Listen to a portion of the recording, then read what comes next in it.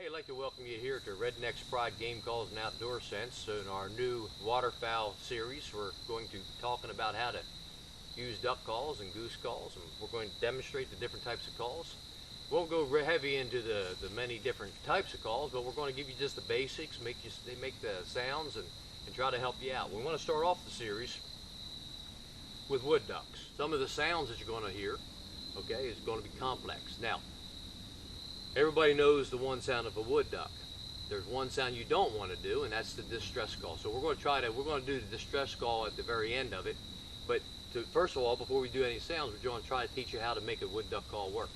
Most of your closed reed calls like this, all right, you're going to want to cause or create what we call back pressure or stops at the end, which means you're going to open and close your hand.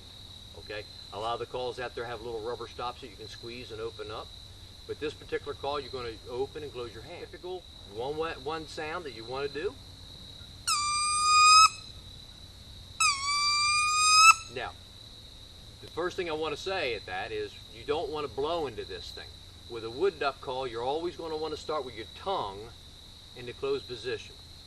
Tooey, tooey. All right, by doing that, by blowing the tooey, that's going to give you that sound that you're going to hear, most of you guys hear about the wood duck. Now, as you go the two, and then you start to go to the wee,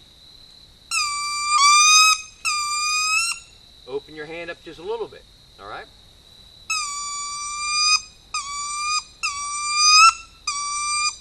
All right, one of the calls that I really like to do is what I call it's a high pitch, and then we bring it right on down to a few sounds that follow it straight down.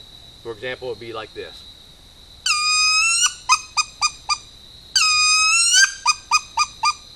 A lot of times I hear the females, they'll do that. There's a call, in the mornings when there's nothing happening, we call it blind calling. I'll just simply give it out. The one sound you don't want to do is a distress.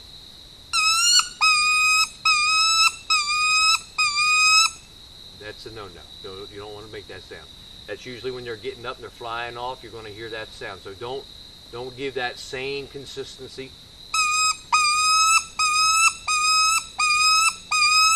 That's a distress sound.